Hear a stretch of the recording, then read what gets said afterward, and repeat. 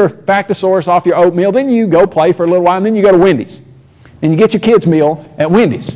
Well, here's what you're going to see on your kids' meal at Wendy's. This is just your standard run-of-the-mill, innocent little kids' meal. Which two of these dinosaurs are the same? You're looking at the skeletons. And then, boom, you've got down here a fact in big pink lettering. New findings show that birds are probably related to dinosaurs. Scientists in China have discovered 2 fossils of feathered dinosaurs.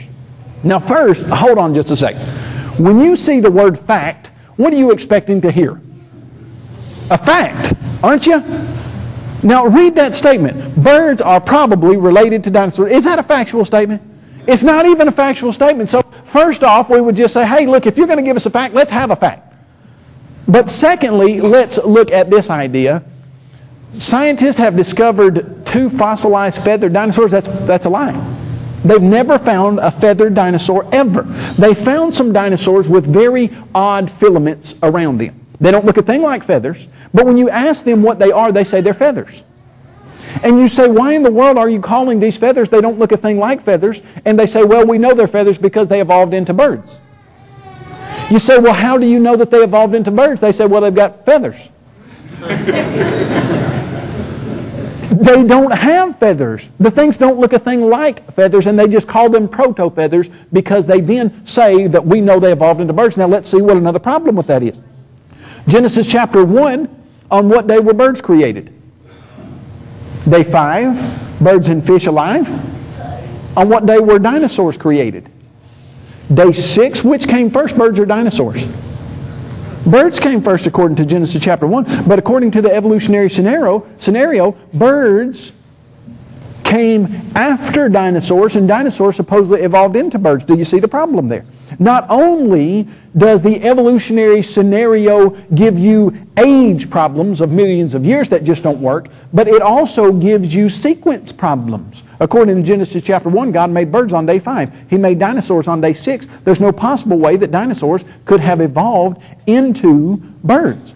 So the people that say, well, we just need the days to be millions of years, all we need is the time. No, you need a lot more than time. You have to rearrange completely the sequence of how things happen in Genesis chapter 1 in order to fit them with the ideas of evolution. And, you know, just by the way, if you're going to give us a fact, let's have a fact and not garbage like that. Now, when I am looking at just a standard evolutionary-based dinosaur book, when you were writing a research paper, they told you to put your most important information in 2 places. Where were those 2 places? The very beginning and the very end. This is the very first page of this run-of-the-mill standard dinosaur book. It says, millions of years ago, dinosaurs roamed the earth.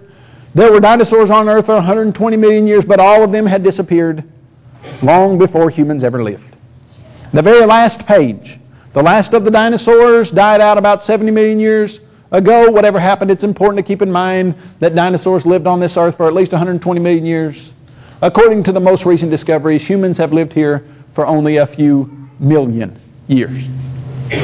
They're going to tell you kids all about how big a Tyrannosaurus Rex is and what dinosaur ate what and what dinosaur laid eggs and how big they were. They're going to tell them all that.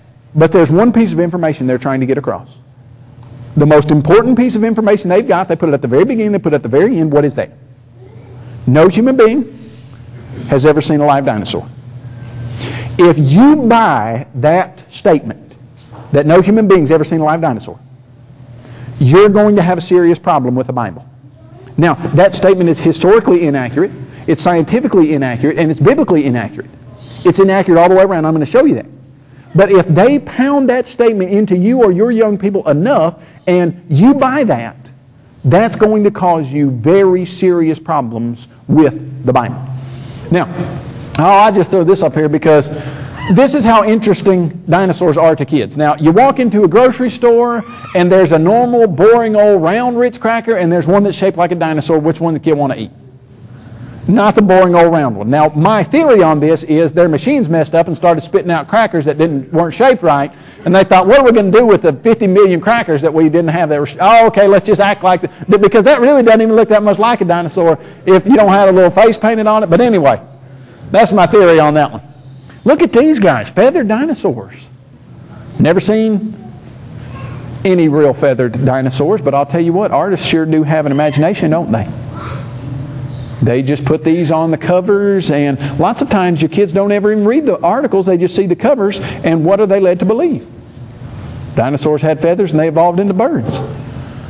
This is a Magic School Bus page from a book. It says this story is make-believe. There were no dinosaurs in the time of cave people. Flory says no people ever saw dinosaurs when early humans appeared on Earth. Dinosaurs had already been dead for millions of years. People found out about them from their fossils. She's wrong. She's right in one sense, though. Have you ever been to a zoo and seen a live dinosaur? No, you certainly haven't. In fact, we've never seen a live dinosaur for the past, 50 years, 60 years, 70 years, 100 years possibly, maybe even more than that. How did we start learning about dinosaurs? I mean, how do I know that a Tyrannosaurus rex has a 5.5-foot skull that had 60 razor-sharp serrated teeth? Well, I learned about dinosaurs from their fossils. In 1822, a man by the name of Gideon Mantell had a wife by the name of Mary Ann. He was in Sussex, England. He was a doctor visiting a patient in the countryside. Mary Ann was walking by the road. Back then, the way that they fixed holes in their road, they would go to a stone quarry. They would quarry stones and they would pile up stones on the side of the road. If you had a pothole, you would take some of those stones from the pile, you would fill in the hole, and that's how they fixed their roads. She was walking by one of those piles of stones. She looked down and saw a very large fossilized tooth. She'd never seen anything like it. Her husband collected fossils, so she took it back to him and she said, Gideon, you ever seen anything like it? He said, no, where'd you get it? She showed him. They asked around and found the stone quarry from which the stones had been taken. They went to the quarry and they found about 20 of them. 20 of the largest fossilized teeth that anybody had ever seen. Now, this was in 1822. They started taking them to anatomists. The anatomist said, well, you know, it's about the size of a rhinoceros tooth. Doesn't look anything like a rhinoceros tooth, but we'll just call it a rhinoceros. A really odd rhinoceros tooth, but that's what we'll call it. Well, Dr. Mantell said, no, not a rhinoceros tooth. So he kept asking, and finally he found a tooth that looked just like it. Just like it. An iguana tooth. Only the tooth that he had was about 20 times bigger than an iguana tooth. But it looked exactly like an iguana tooth. So he named the creature, whatever it was, he named it Iguanodon. That word don coming from the same origin as the orthodontist tooth. Iguanodon meaning iguana tooth. He said whatever this creature was had a tooth just like an iguana, except it was about 20 times bigger. We're going to call it iguana tooth. That was in 1822. By 1841, so many fossils of these reptile-like creatures had been found that a very famous British anatomist named Sir Richard Owen made up the word dinosaur. It's going to be important. Understand that. The word dinosaur did not exist in any language until 1841. And it's a completely English word. That's all. It was made up in English in 1841, and it means terribly great or fearfully great lizard. We found out about dinosaurs because of their fossils. Is there a record of people who knew more about dinosaurs than we know that could not have found out about them from their fossils? Yes, and I'm going to show you that. Let's keep going and look at a few more things here before we get into that evidence.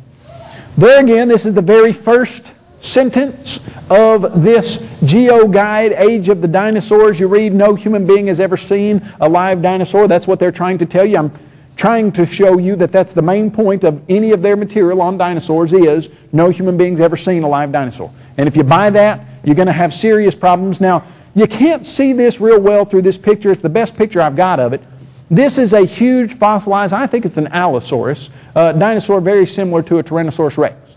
Underneath it, there are scores of sixth graders sleeping in their sleeping bags. They are having a camp-out-like sleepover underneath the Allosaurus bones, and the caption under this says, use this geo-guide to help capture the interest of young readers. What are they trying to do? Capture the interest of young readers. And when they have that interest captured, then what are they trying to teach them? No human being has ever seen a live dinosaur. Now, Philip Kitcher's book, Abusing Science, The Case Against Creationism. Stephen Jay Gould said this is a brilliant book. Stephen Jay Gould, the atheistic evolutionist there. But Kitcher said that if we could find evidence that humans and dinosaurs lived together, he said then